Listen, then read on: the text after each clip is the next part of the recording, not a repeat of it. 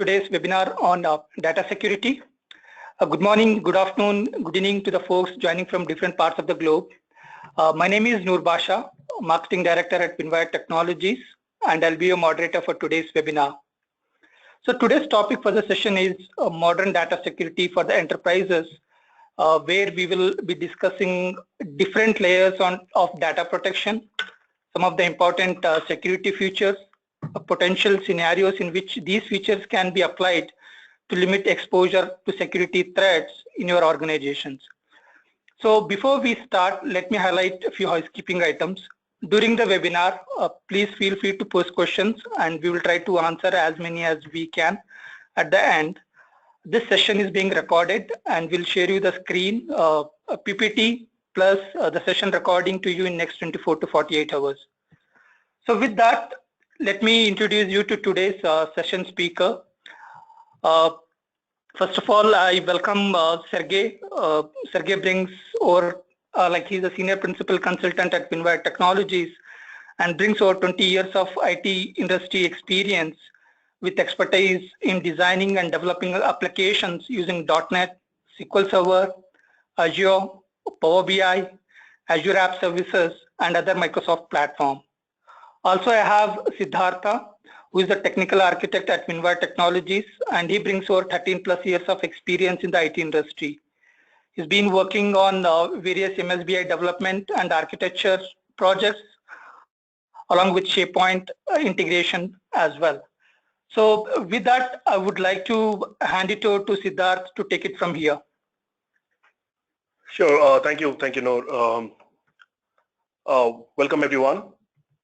So in this particular webinar, we are going to talk about new data security features that will help enterprise secure their data in a better manner. With increasing digitization, there is an increase in risk of securing data. While there could be a lot of data which may not be really sensitive, but for almost all organizations, there is some highly sensitive data which could also have higher business impact as well. Which is why organizations try with all their might to ensure that this highly sensitive data remains secured. So traditionally, technologies has been there to ensure safety of data and business continuity. However, with the exponential rate of evolution of technology and variety and volume of threats increasing, right, relying on older ways may not be always sufficient. And that's why organizations have to keep adapting to these new features that keep on coming to ensure safety of their data. So in this webinar, we'll take a look at some modern data security features, and we'll see how it could help secure data more effectively and in much more transparent manner. We'll see in action how these new modern features of securing your data is very simple, however very, very powerful. So we'll also be having demo. And at the end, hopefully we'll have some time to do Q&A as well on this topic.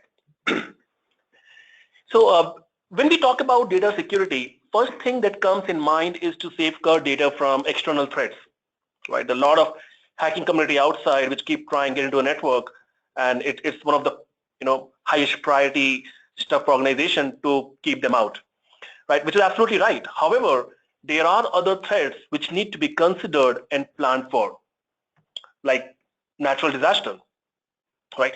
All the organizations over a period of time, has adopted to the technology will really help overcome this particular threat, maybe by means of replication, having their data replicated across different geographies, and even moving to cloud, for that matter, right?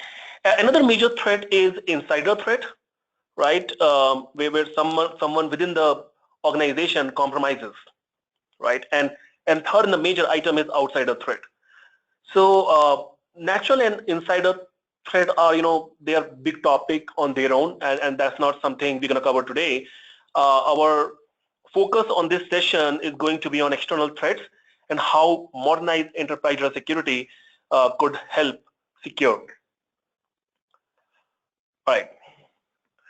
So with every year, we see that number of attacks to steal identity or personal or other information has been growing, right? And 2016 itself has seen several attacks, including on some banks, government departments, social sites. In fact, one of the interesting cases was when I think hackers got access to Philippines electoral data. So that's a pretty huge threat. Now, how do we solve it? So I know everyone would like to have some kind of a silver bullet solution, but unfortunately there's none, right? But there's a blend of modern technology and processes an organization must follow to secure their enterprise data. So let's take a look at how could we do that to ensure enterprise data security. Okay. So if you look at broadly, security features can be organized into 3 areas of focus, right? Each focus represents a data security concept, like an approach on how to secure from potential breaches and threats, right? So these areas are access control, right?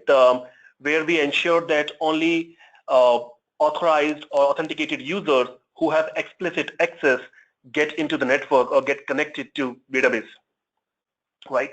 And with improving hardware and software capabilities, very high-end data encryption, right? Which is designed to prevent use of sensitive data by unauthorized parties. So even if someone somehow get hold of your data, they will still not be able to peek in what's inside there, right? And third is a proactive monitoring. So it will help you prevent and see what kind of attacks are happening, on your data side. So you can track the logon attempts and potential malicious activities, right? With that, let's take a deeper look at access control, right? So primarily, there are 3 areas: identification, authentication, authorization. So these 3 govern the entire access control focus area, right? And if we try and understand it better, let me take an example of a simple airline check-in and onboarding process. So whenever a flyer walks in, right? So they have to first produce their identity, some kind of a card or something which says, okay, this is the right person who can get in, right? And then you have to have a proper boarding pass with your name on it, which serves as an authentication for you to go into boarding area, right? Now, once you're there, you have access to the entire boarding area. You see a lot of flights parked there, but you cannot choose which flight you can board. You may like some big ones, 380, but you cannot go there unless you have a boarding pass for that specific flight. So that is authorization part of it.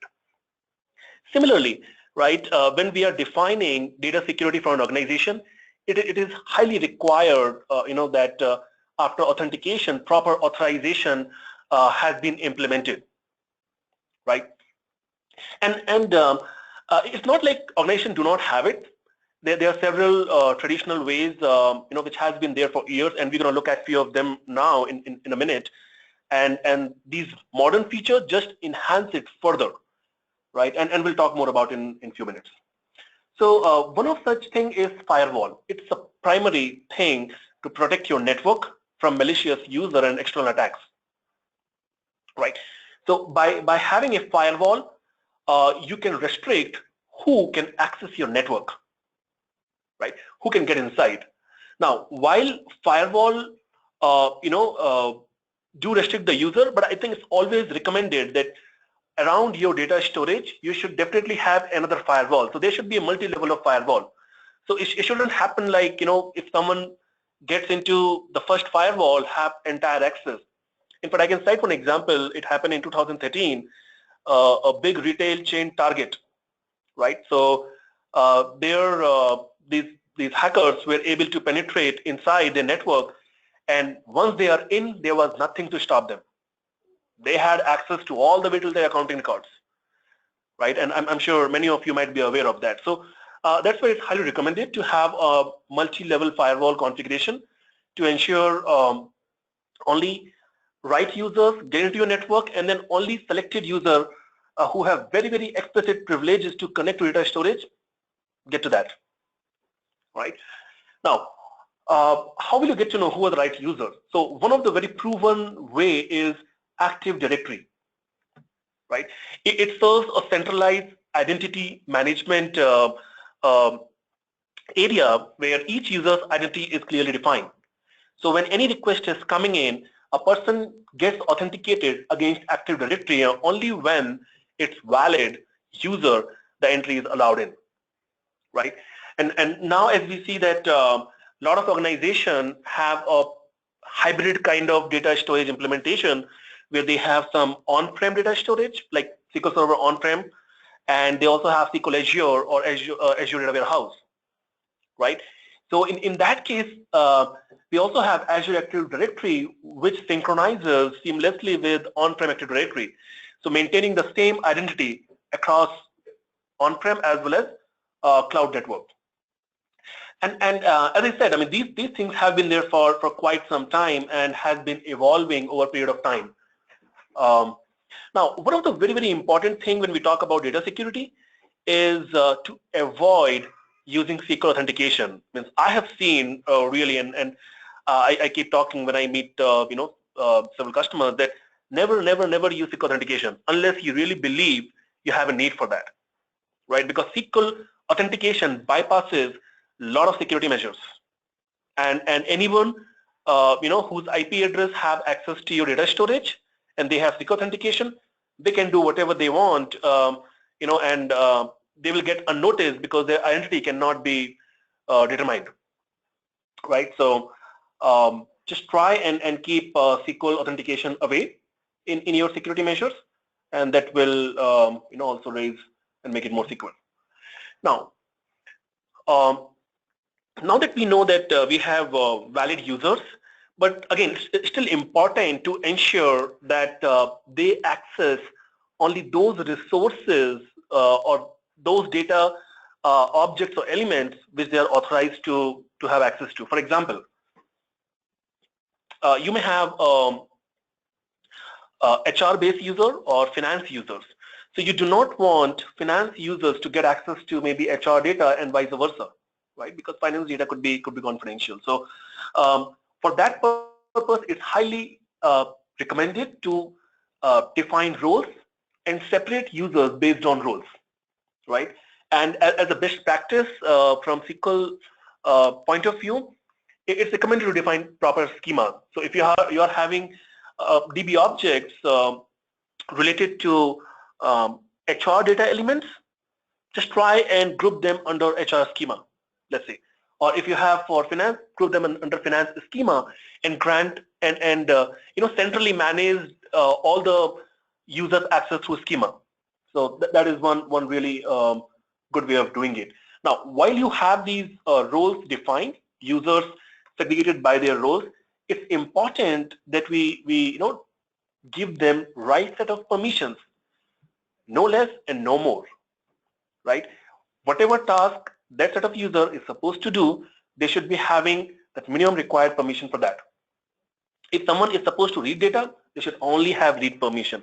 And if someone is supposed to, be accessing some ERP solution, we should be writing data in data store. Absolutely, they should have write or if required execute access on data store, right? And these permission should always be audited on regular intervals.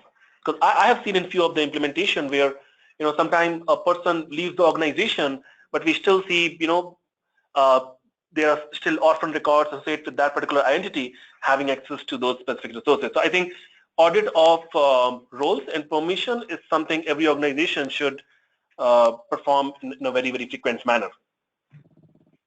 Right. So now that we have looked at certain things like firewall, Active Directory, role-based, and permission. So these have been there for long. What's new? So let's take a deeper look on a couple of new features. One is row-level security. I know a lot of organizations have implemented some custom solution to ensure that even at the data row level, only authorized person get access to.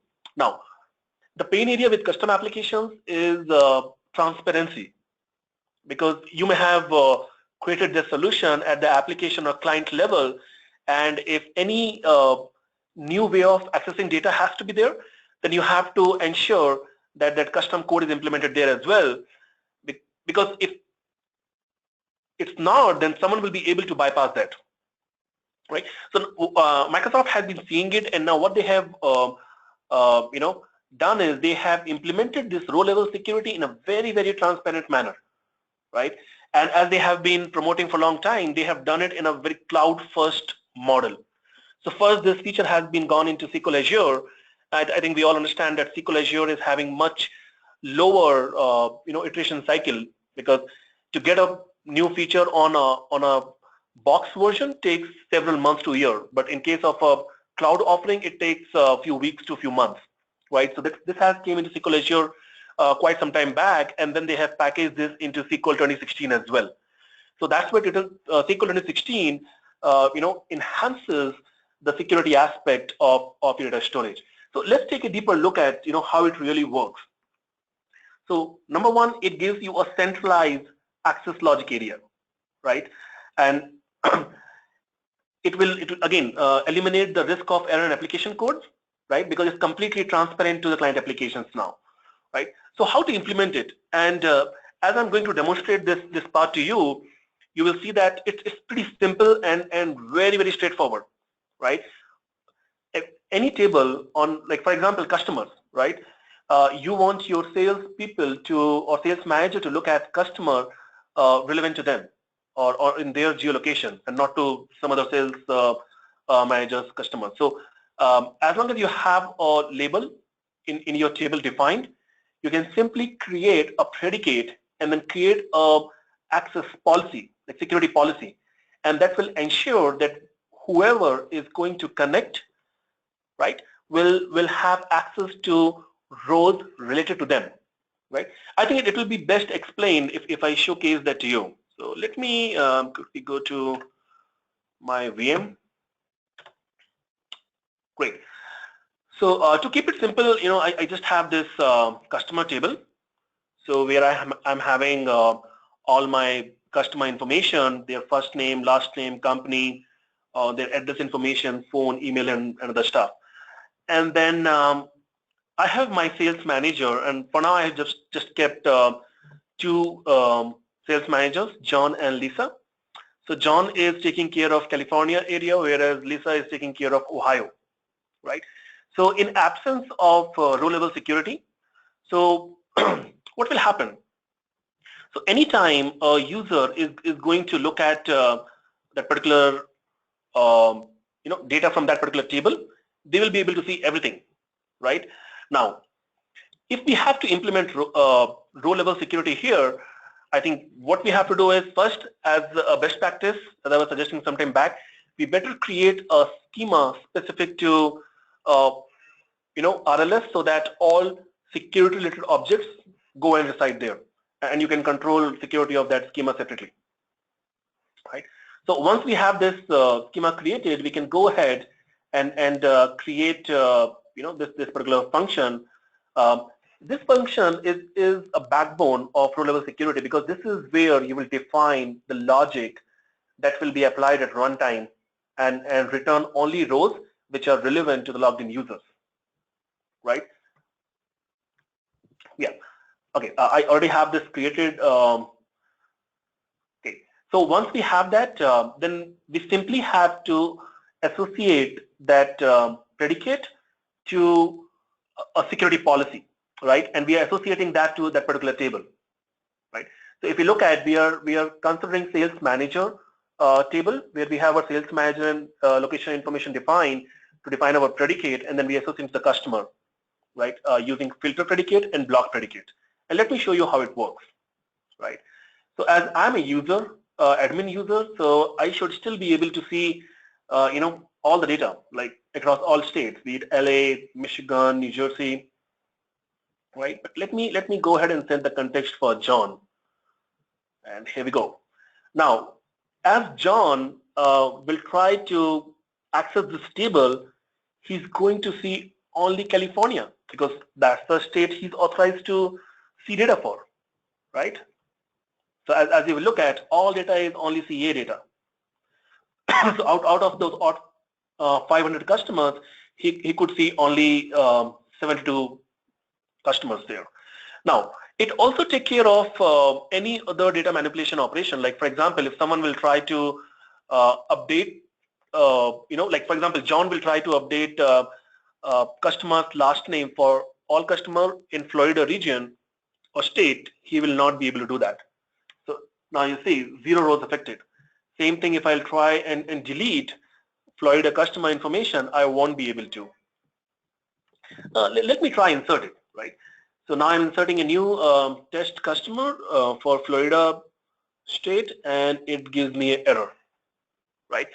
So as you see, we just implemented the predicate and defined security policy for that particular DB object, and same query is now returning me information honoring the role-based security, right?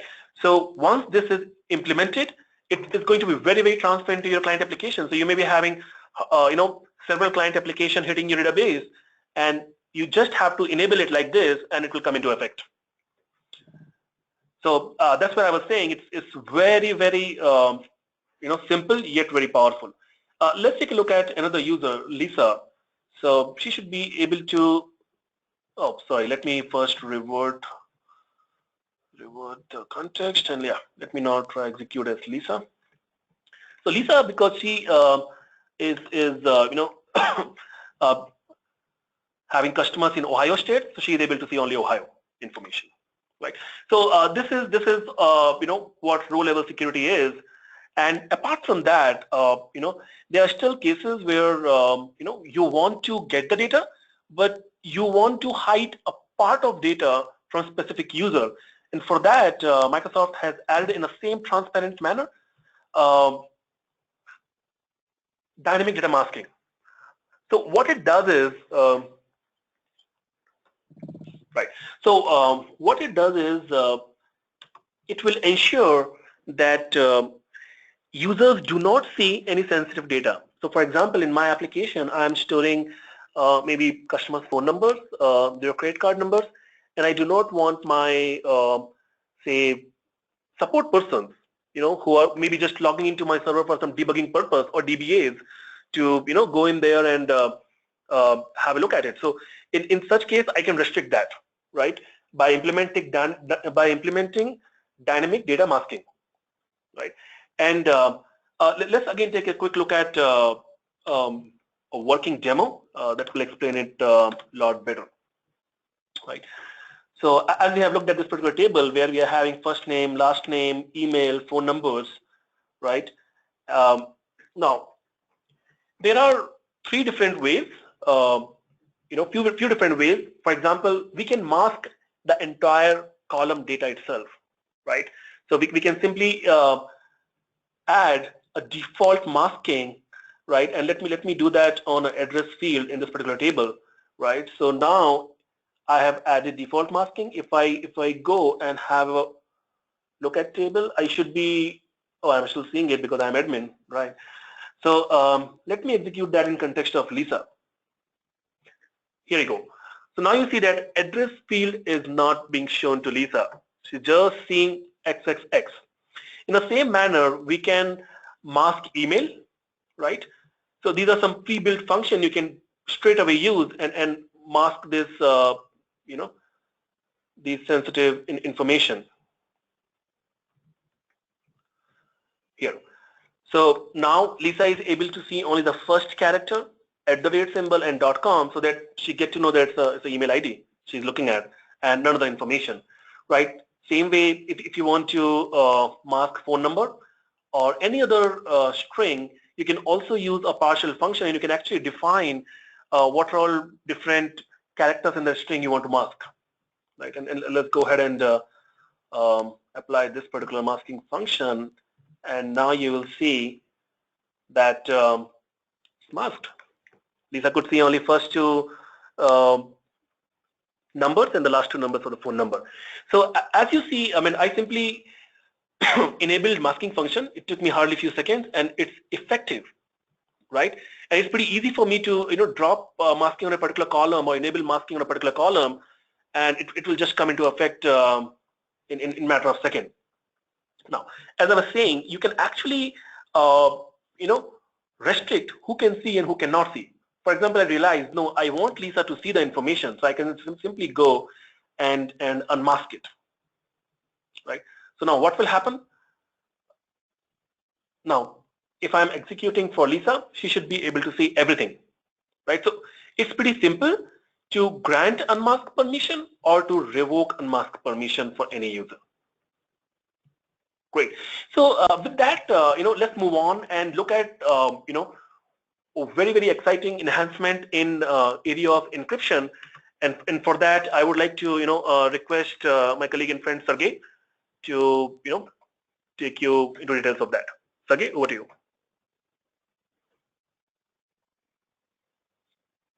Thank you, Sid. Good morning, everyone. Good afternoon and good evening. Thank you all for joining us today. Obviously, these are very important and big topics that we're discussing today. As you know, security is everywhere. So let me talk a little bit about encryption technology.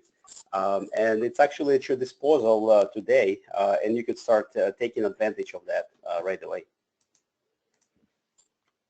So as we know, the data is one of the most important assets companies have. So it is obvious they want to make sure it is protected at all times. Companies also have a lot of internal compliance requirements for security, as well as external compliance, such as HIPAA in healthcare, PCI if they're handling credit card information. Today we want to show a feature that really highlights how SQL Server on premises and Azure SQL database can help and really changes the dynamics there. And that is transparent data encryption. TDE is not a new, and Microsoft had it since SQL Server 2008. So what is TDE? TDE encrypts all data at rest and all the backups. The process of encrypting and decrypting data is completely transparent to applications with no code and schema modifications during the implementation. So it meets a lot of compliance requirements because back in the early versions of the SQL Server, like 2000s, there were a lot of cases where people would walk off with database with whether it was nuclear plant or credit card information. They would physically take the disk and walk off with it. So that is where TDE comes in play to help protect from these kind of things. So if you look at this diagram, it shows a hierarchy of protecting keys in SQL Server. So we would encrypt the database with a symmetric key. That symmetric key gets encrypted by a different key and then stored in the boot page of the database. So it is always there when you need it. That protecting key is usually a certificate, and it gets stored in the master database, which in turn is protected by some other key, which ultimately protected by data protection API and machine encryption. So let's take a look at what do you need to do to enable TDE in 2008 and later versions for on-premise databases. So you have all these T-SQL commands you have to execute every time you create a new certificate, and then you have to back it up and move it. If you want to have an always-on cluster, you had to have a copy of that same certificate on every replica. So every server that had a replica of the database.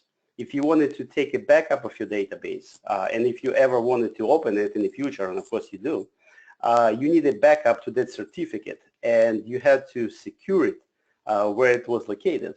And there's tons of work, and people making mistakes all the time. So as you could see, this is definitely not a trivial task. So let's compare this process with Azure SQL database TDE implementation. But first, let me mention the physical aspect of securing the data. It would be a lot more difficult to pull this off, walking off with the disk in Azure. Microsoft has built huge physical structures around the data centers. Actually, before you go inside the actual server room, they will have you weigh in on the electronic scale. And when you come out and your weight is different, you're just not coming out. So it is a very locked down facility. And obviously, this is very important, securing the data. But there's always a chance that of that happening if security messes up, if you think about backup files going into different locations. So now in Azure, to keep the availability, the databases are moving around all the time behind the scenes. In particular, if you turn geo-replication, then it is moving all around, continuously taking backups. So if you need to go restore the data, let's say where it was 5 minutes ago, a week ago, or months ago. So the problem we have, what do you do with the keys? In SQL 2008, in the physical world, they're all tied physically to a machine. So what will happen if, let's say, a machine goes down and you don't have backup of that certificate? Well, believe it or not, I know actually the customer where it happened, and they were not able to recover the data. So it's really scary proposition. So I want to show you how platform level play makes this simple and easy. So let me switch over to the portal for a very quick demo. All right, so I'm logged into Azure portal here. I have a database set up right here. And I'm just going to go and click, once it's loaded, I'm going to click Transparent Data Encryption under the settings. And I have this button, Data Encryption. I'm going to click it on, and I'm going to click Save. And there you go. It goes and encrypting my data. So right now encryption is in progress. And when it finished, now I get the message is encrypted. And if I go actually and view my database, I can see that, like for example, this icon, and I should have brought your attention to this icon here, it's actually encrypted. So this lock indicates that now it's TD encrypted. And also if you look at my resource utilization, there's really not a lot of bump, but I think there could be a bump somewhere here. And actually that was really practically no resource utilization. So, so this is it. That was my whole demo. That is why I had to talk so much before. But of course, there's a tons of work behind the scenes to make this happen. All of that complexity is taken care of for you. If you have geo-replication of your database, there are multiple servers spread around the world. So you turn this on and certificate just goes where it's needed and nowhere else. Or if you take a backup of this database and whole data center gets leveled with some catastrophic event and you need it to restore, Azure has geo-replicas of those backups already. So you would go into Azure and say, restore that certificate anywhere in the world, and you got your database backup and you up and running very quickly. Also, I think there was on previous slide, yeah, there was a mention that Azure services auto-manage service certificates and encryption keys, and it automatically rotates it every 90 days by Microsoft. So again, it's all done and managed by Azure services for you. So this is really a nice play by platform offering. So let me go ahead and move to another slide. And so it's all good, right? So we're protecting our data when it's in rest. But what about the data while it's in motion? How do we protect it? Before SQL Server 2016 and Azure SQL Database, if you wanted to encrypt the sensitive data, your choices were somewhat limited. Again, sure, you could use protection at rest, as we just reviewed, but it only gives you protection of the database files and backups in case they got away from you. And then, of course, you could use encrypt by key and decryption libraries, but all that require developer to code encryption logic in the database, so it is aware of the columns that need to be encrypted and decrypted. Again, you could do it, but all this puts an extra burden on the developer. So now, fast forward to SQL Server 2016 and Azure SQL Database, you have another choice. It's called Always Encrypted. It's the latest column side encryption technology that allows you to encrypt sensitive data, columns with important information that need to be kept secure. You keep the key that protects these columns, and it is never given to the database system. In addition to that, SQL Server can operate on these columns if you choose deterministic encryption type. As you can see on the slide, SQL Server has support for equality comparison, including join, group by, and distinct operators. One of the challenges in the past was separation of duties. So in large organizations, there's always a question, how do you keep DBAs from having access to the data? Now, if DBA does select star on the table where you have columns encrypted, all he or she sees is just encrypted column values. And even with the encryption keys in the database. So you're basically in full control of the data. You take the SQL Server out of the equation. So in case SQL Server gets compromised and some breach happened, you can be rest assured that your data protected with always encrypted, and it always remains protected. By the way, just a quick note, this technology isn't really inside of the SQL Server feature. It is all encompassing encryption feature. So let me just walk you through a high-level conceptual diagram that illustrates how this works. So here's the setup. We have a SQL Server at the back end that has some data about customers, could be healthcare patients with sensitive information, name and social security. We have chosen to encrypt the name column with the randomized encryption, and we encrypted social security column with deterministic encryption because we do need to do lookup on social security number column. And on the other side, we have a trust boundary that isolates the application, and in this case, the ADO.NET driver, where, by the way, most of the secret sauce made.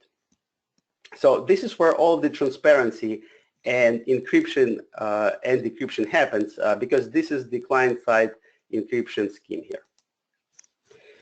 So what we have here is that when transparency comes in, it's where application issues a query. It is a lookup on customer by social security number, and when the query arrives on the client driver, it will do a bunch of things. First, it will inquire against the SQL Server, what the schema looks like and what columns it encrypted and what technique of encryption it uses to make sure no sensitive information ever flows in unencrypted form onto the SQL Server. As part of this request, the client driver also gets the encryption key from the server. Just like with transparent data encryption, we're dealing with the key encryption hierarchy, where we have the actual column level key, which is protected by master key, which remains in your control. And you can decide where to store it. So you have a couple of options. You could choose Windows Store, or you could use Azure Key Vault.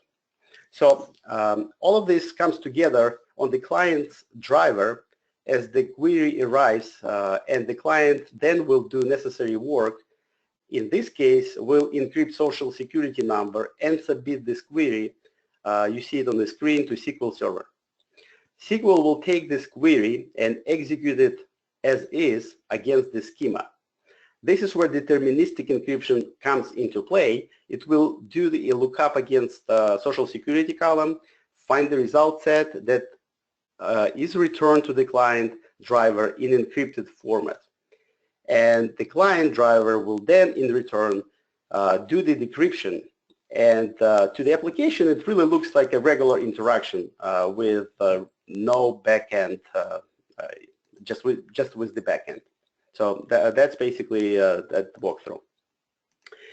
So what types of encryption exist today? There are two types of encryption already mentioned. Supports randomized encryption and deterministic encryption. So when would you want to use one over the other? Randomized encryption uses a method that encrypts data in less predictable manner. Randomized encryption is more secure, but prevents equality searches, grouping, so pretty much you cannot operate on the randomized encrypted columns. So you would use randomized encryption for data such as confidential payroll information, I don't know, maybe date of birth, which are not grouped with other records, or for data used to join tables. So you got the idea, right? So deterministic encryption uses a method that always generates the same encrypted value for any given plain text value. Using deterministic encryption allows grouping, filtering, as I already mentioned, but also it could allow unauthorized user to guess information about encrypted values by examining patterns in the encrypted column.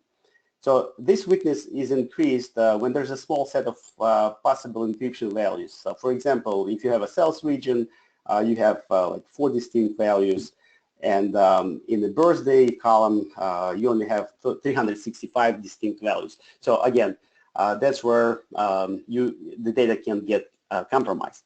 So, but you would use determination encryption for columns that will be used as search, grouping, etc., as we just demonstrated. So on the next slide, this is basically how you do your Always Encrypted setup. You have a couple of tools that you can use, SQL Server Management Studio or SQL Server data tools, and this is basically what you would do. So rather than go through the slide, let me show you how this all works in a very quick demo.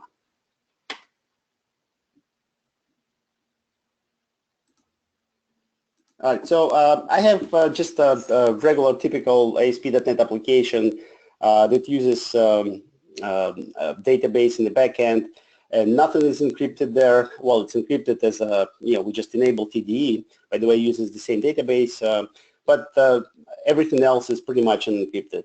So let's say that this application has been in use for a while, but some changes happen internally, and now you have a requirement that you need to encrypt data that is in REST and in flight for your application. So what do? So let's quickly show how that can be done. So let's go switch to SQL Server Management Studio, and I have connected to my database on Azure, and I have the clinic database. There's a patient table that has a few columns that this application is exposed to. So we'll just go through very quick interactive wizard. We'll select encrypt columns, and so this interface comes up. On this screen, we just need to choose the columns that we want to encrypt, and we want to encrypt social security number. We're going to choose deterministic style, again, because we would need to do lookup by that column. And let's say the birthday, we also want to encrypt, and we'll just use randomized. So we go click next.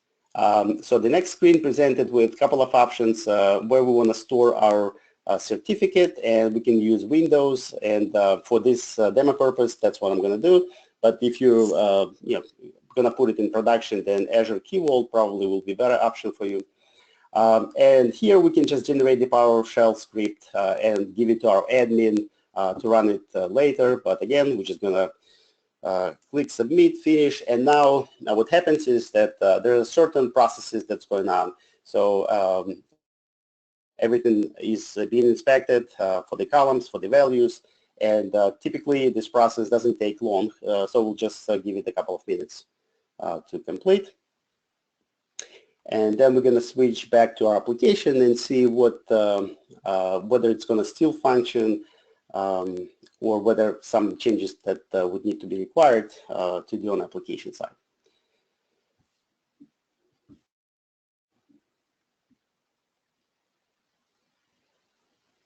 So we already passed 2 checkpoints, and now the encryption operation is in progress.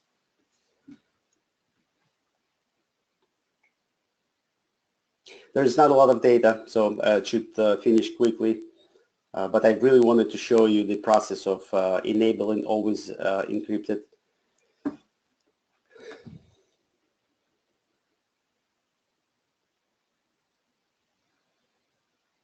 And of course, some of the questions like when do you want to pick this and run it? Ideally, when there's no changes to your database schema, so you would ideally run it then. So it's all ready, it's all encrypted, and let's just double check. Let me run select, and there you go. So social security number is encrypted, and birthday date is encrypted. And by the way, I'm logged in as a DBA, so I have a high privileges on the SQL Server, but when it comes to viewing the data that I'm not authorized, I'm no longer able to see that. So let me switch back to our client application, and let me just click this, and here we go. So we have an error here. So what is the error? So the property on patient could not be set to system byte, of course. So what really happened? When we encrypted our columns, we actually changed the data types. And again, we can go and view the data types, but for the sake of time, I'm just going to show you what you need to do to enable your application continue to operate. So all you need to do to go to your web config file and modify your connection string. And so what's the modification? There's a property that's it's called column encryption settings, and so you just need to add it to your connection string and set it to enable value.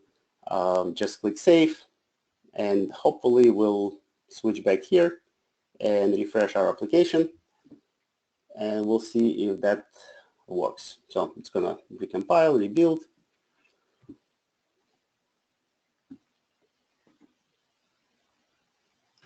It's taking a little time. Okay, there you go. So now our trusted application continues to work and function the way it used to before we enabled Always Encrypted in our database, but we just achieved what the requirements was. So you know, prevent unauthorized user such as DBAs, or if SQL Server got compromised. So encrypted at all the time, whether it's rest or in flight. But our application still is functional, and we could perform in any functions that we could do. So that was the quick demo. So let me switch back and continue on with our presentation.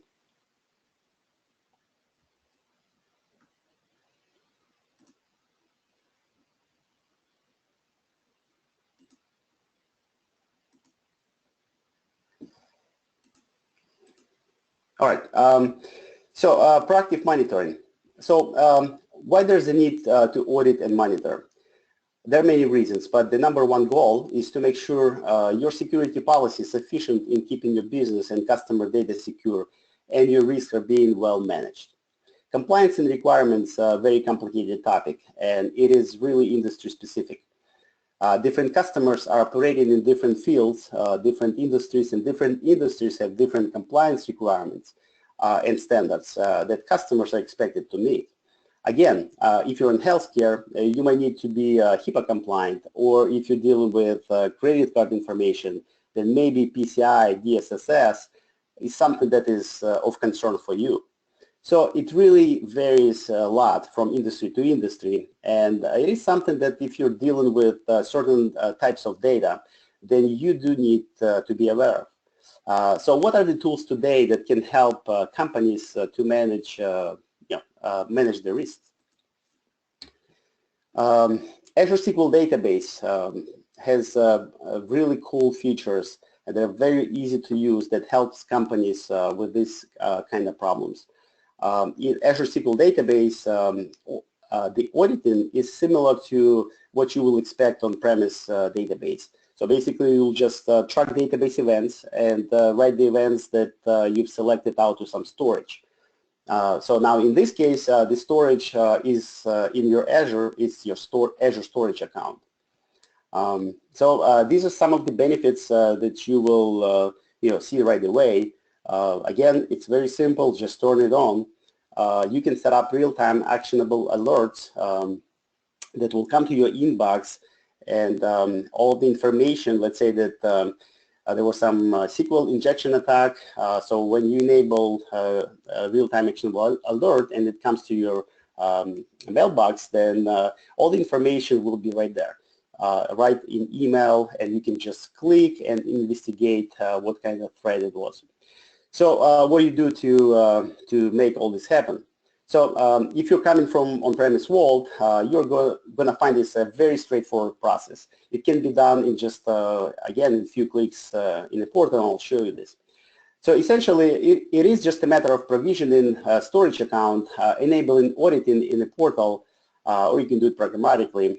Then you need to point your audit output to the storage account, and then you can also define retention periods for your audit log. You can choose what type of events you want to track, etc. So before I switch to a quick demo, I also wanted to talk a little bit about Azure Security Center. It's a little bit more than just securing your data, but I think it's very important, and I just want to cover it as well. So what is the Azure Security Center?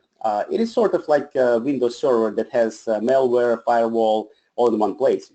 But the main purpose of Azure Security Center is to help customers prevent, detect, and respond to threat against all their Azure resources. So it's not just a database, anything that you deploy in Azure. On premises today, there are different third-party tools, there are Windows tools, but there is no single point of view and control as in Azure Security Center via dashboard. So also on premises, customers can cannot keep up with all kinds of sophisticated attacks that Microsoft sees and analyzes in the cloud. So traditionally, the approach has been, well, secure network perimeters, deploy point solutions, but they were mostly disconnected. So I think there's a little bit of false sense that if it is on cloud, that is not secured, and we can do a better job ourselves securing our data assets on-prem, right?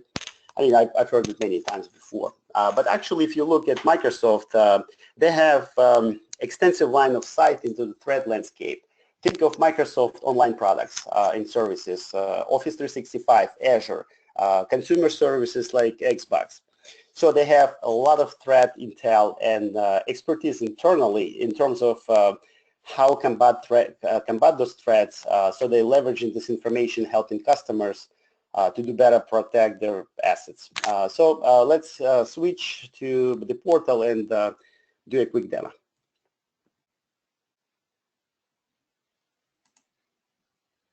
Okay, so I'm back to my portal here, and let me just go to my dashboard. So on the dashboard, you have a security center.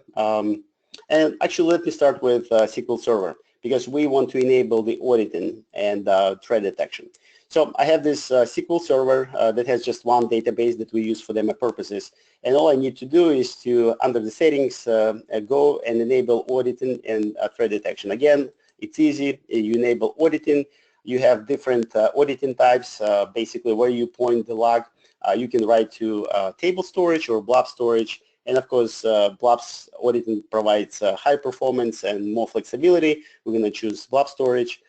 So you need to choose your Azure storage account. This is the retention days. Again, as I mentioned to you, you can choose how long you want to store your log and retain it. And then threat detection, right now it's in preview, you enable it on. These are different detection types that you could enable. Again, SQL injection vulnerability. So we're just gonna track them all. And there's alert email.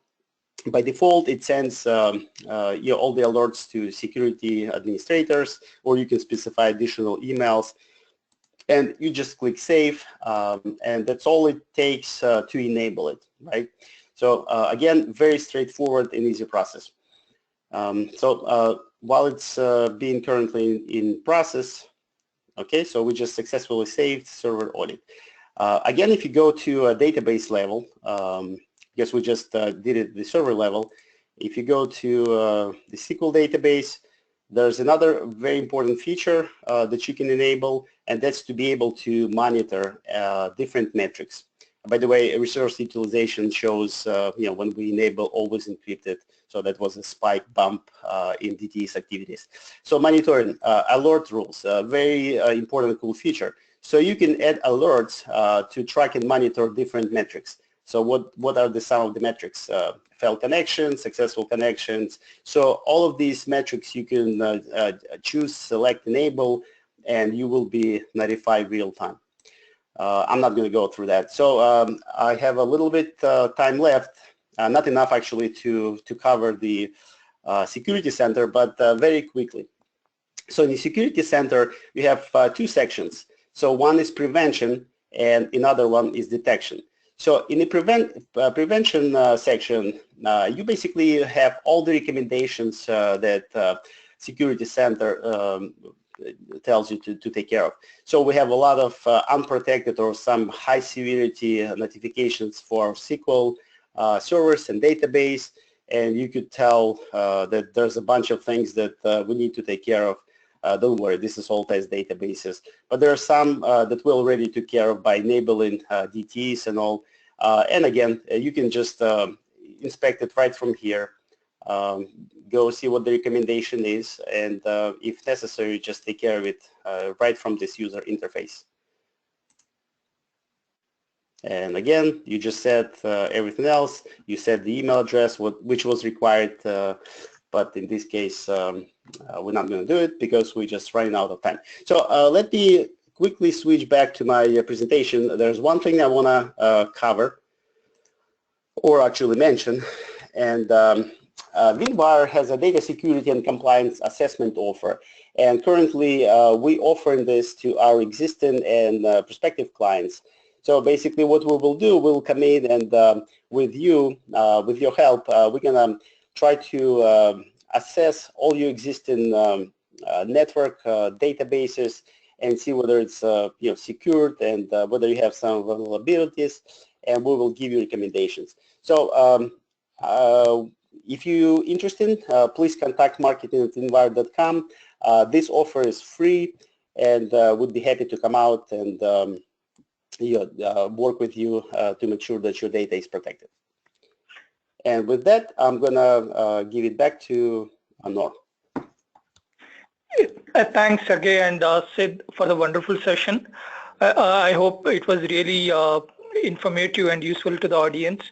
So we have a couple of minutes left, and I have a few questions coming in from the audience. So the first question is on row-level security, which is directed to Sid. So basically the question is goes like this. So with new row-level security and other features coming into the picture, is there any performance overhead involved?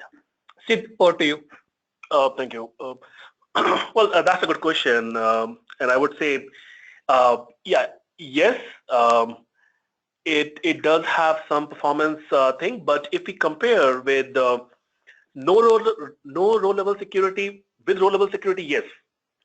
But typically, organization in the traditional manner, when they're implementing, they're anyways having a custom solution, right, which is doing that. And if we compare with that, this is much faster because all the bits are part of your SQL setup already, right? So it is much more efficient than any custom row-level security solution that folks might have implemented. And again, as we add more and more security things, yeah, it will come with a little bit of cost on the performance side, but I would say it's negligible. I mean, again, if I talk specifically about row-level security, if you have noticed, we have this function which is actually the predicate. Now it depends on how complex code you put inside that. You can have it as simple as filtering based on the logged in user, or you can have a lot of joins with different tables. And if you're having that kind of complex evaluation of row-level security, it's going to slow down the performance. So that's about it. So we have to be careful when we're defining it. Thanks, Sid. So the other question, Sergey, this is for you, since it's more on SQL Server. So like one of the participants says like they are planning to move from SQL Server 2008 to 2016, and one of their requirement is to have encryption at rest at a minimum. So can we encrypt the entire database with Always Encrypted feature? Well, good question. Well, Always Encrypted is intended to protect sensitive data at rest and in flight, right? And granularity actually is at the column level. So if you want to always encrypt the entire database, well, first you need to go and do it one column at a time. And actually it doesn't really fit the always encrypted scenario unless all your data in your database is sensitive. It is possible in theory, but in reality probably it's very rare. So you would need to consider limitations for query capabilities, performance as well. Okay, thanks, Sergey. I know we are almost there. So here is what I suggest. Maybe if you guys have any more questions, please write it to us at marketing@winwire.com, and we will take those questions offline. So again, thanks Sid and Sergey for taking us through this session. I hope everyone found it very informative. Thanks for joining again. Have a good day. Thank you, everyone. Bye-bye.